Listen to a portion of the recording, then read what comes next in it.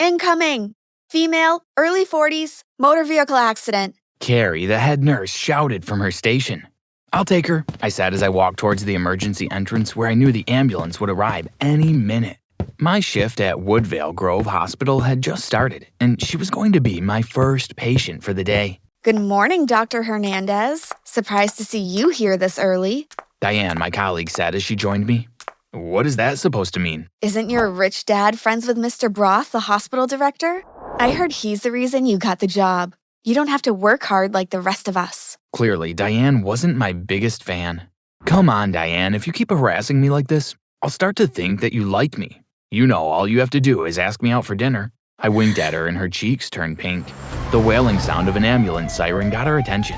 A few seconds later, the ambulance doors opened and out came 2 paramedics and my patient. "Ma'am, can you hear me? What's your name?" I asked her after the paramedics briefed me on her condition. I don't know. I don't know what my name is. She looked terrified. Looks like she's experiencing some memory loss. She can't remember her name or where she was going before she got into the accident. We didn't find her purse, so we've named her Jane Doe," one of the paramedics explained. As Diane and I attended to the patient, neither of us knew that our lives were about to change forever. Before I continue with my story, please like this video and subscribe to this channel. Also, to be the first to know when more cool videos are added, hit that notification bell. "Good morning, Jane. How are you?" "Diane, what are you doing in here?" A few weeks had passed since Jane Doe was brought into the hospital. Although she was fully recovered from her injuries, she still hadn't regained her memory. Well, hello to you too. I was just keeping Jane company. Wouldn't it be funny if I regained my memory and we found out that my name was actually Jane? We all laughed. Do you have any good news for me? Actually, I do, but I've got some bad news too. Diane, if you'd excuse us, I'd like to talk to Jane alone.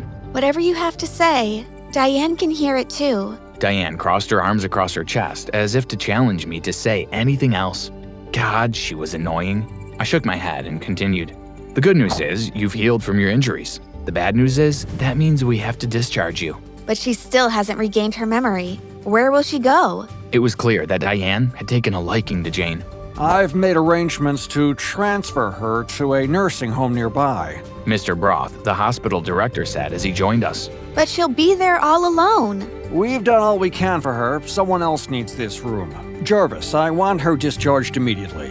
I found that a little harsh to say, especially in front of Jane. I also found it strange that Mr. Broth was eager to get rid of Jane, but I didn't dare challenge him. He was the director of the whole hospital. Do you know what that means?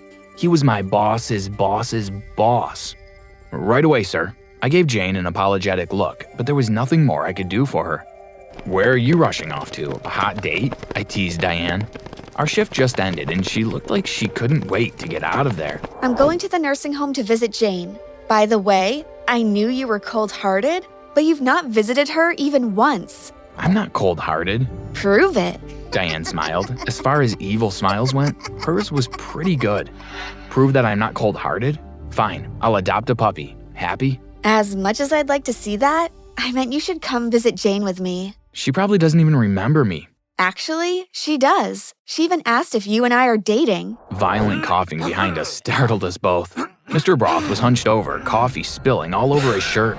Mr. Broth, are you all right? Diane asked as she handed him some paper towels. "I'm all right, thanks. The coffee went down the wrong way." Mr. Broth had been acting strange the past few weeks. He always seemed to be around the corner when Diane and I were together. If I wasn't mistaken, he'd just been eavesdropping on our conversation just then. Weird, right? When Diane and I arrived at the nursing home, we found some kind of heated exchange going on at the reception. When we got closer, I realized that it was between Jane and a uniformed lady. What's going on here? Jane turned around fast when she heard my voice. She ran straight into Diane's arms. Please help me. They're kicking me out. What? Why would you do that? I addressed the uniformed lady. Her bill has not been paid for weeks. That had been a mistake. Mr. Broth assured me that the hospital was taking care of Jane's bill. I demanded to see their records and was shocked to see that the lady was telling the truth. Jane's bill was unpaid for weeks. Why would Mr. Broth lie? I'll pay her bill, then I'm getting her out of here. I can't believe you were about to kick her out. I was going to have a very serious talk with Mr. Broth, but first Diane and I needed to get Jane settled into my house. After we moved Jane to my house, I went online and searched for PI services nearby. After almost 1 hour of searching, I settled on one and called them immediately. Tom and Jerry Investigations. This is Jerry speaking. How may I help you? I chuckled to myself as the man on the phone introduced himself. Hey, yeah, I'm calling to book an appointment. Early the next day, Jane and I sat in front of Jerry, the PI. He told us his partner Tom was out chasing a lead. Jane told him what happened to her and asked if he could try and find out who she was. He wrote down some notes and took a photo of Jane. We filled some papers, paid, and left. On our drive back to the house, I thought I saw a car following us, but a few turns later, the car disappeared. A few days later, I arrived at the hospital, and I heard Mr. Broth arguing with someone. He's living with her, for goodness sake. I followed his car and saw him enter the PI's office.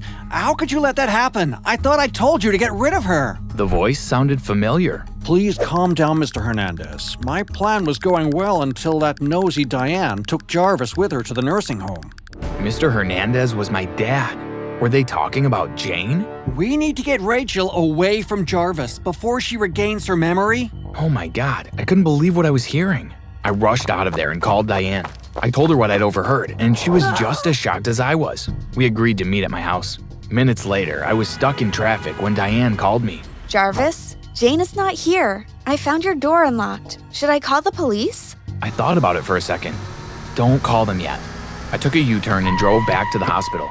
When I arrived, I went straight to Mr. Broth's office. I didn't even bother knocking. Where is she?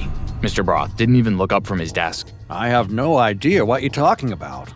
Jane, what did you do with her? What are you and my dad hiding? That got his attention and he stood up fast. Jarvis, you need to lower your voice. Tell me where she is now. I overheard you and Dad earlier. Jane's name is Rachel? Mr. Broth sank to his seat and held his head between his hands.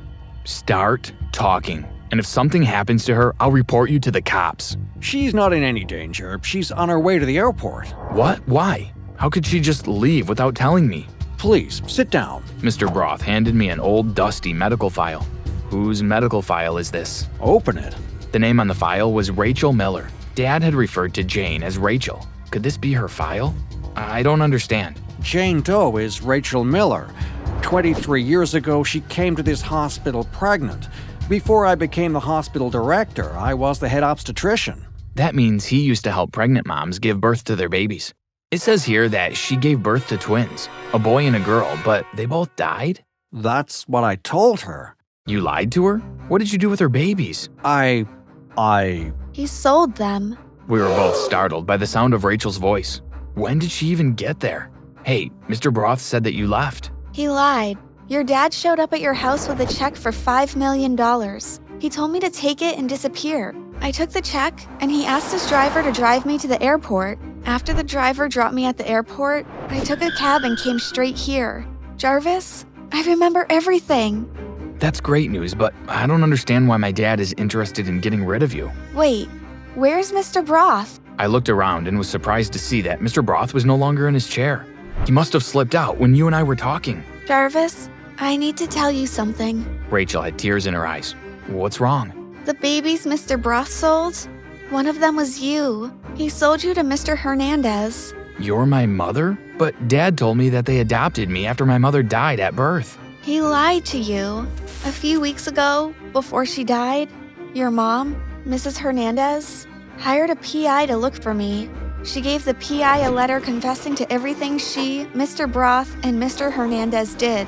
That's what I was coming to tell you when I got into the accident. Have you ever gotten news so shocking you thought your head was going to explode? Yep, that was me as I listened to Rachel. All my life I thought I was lucky to have such loving adoptive parents. Boy, was I wrong. We need to tell the police. Yes, but Jarvis, you have to know that if we call the police, Mr. Hernandez will get arrested too. I thought about it for a minute. Did I really want that?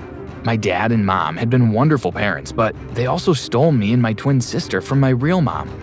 What would you do if you were me? Let me know in the comments. As much as I don't want to see my dad in trouble, you didn't deserve what they did to you. So yes, let's go to the police. The police arrested my dad an hour after we made a report. He was shocked to find Rachel and I at the station. Jarvis, I'm so sorry. Your mother wanted the baby so badly. So you stole mine? How could you do that? Rachel was screaming in my dad's face, tears streaming down her face. A few minutes later, uniformed officers walked in, dragging a very frightened Mr. Broth. When Rachel saw him, she lunged for his neck like a tiger would. Get this crazy woman off me! What did you do with my other baby, you lunatic? Where is she? Lady, you need to calm down and let us do our jobs, A lady officer told Rachel. She asked us to wait as they questioned both my dad and Mr. Broth. An hour later, she came out and gave us some shocking news. Mr. Broth had finally told them that he sold my sister too. That wasn't the shocking part. The shocking part was who she really was. Diane is my twin sister, but she grew up in foster homes. Mr. Broth sold her to a foster home? The officer might as well have told me I was growing two horns. The woman he sold her to died when Diane was a toddler. She went into foster care after that. Mr. Broth has been secretly paying for her education. Then he got her a job at the hospital. I guess he felt guilty. I didn't know how much more I could take, so I told Rachel I was leaving the station. She asked if I could accompany her to break the news to Diane. And I said sure, why not? It was going to be one interesting family reunion.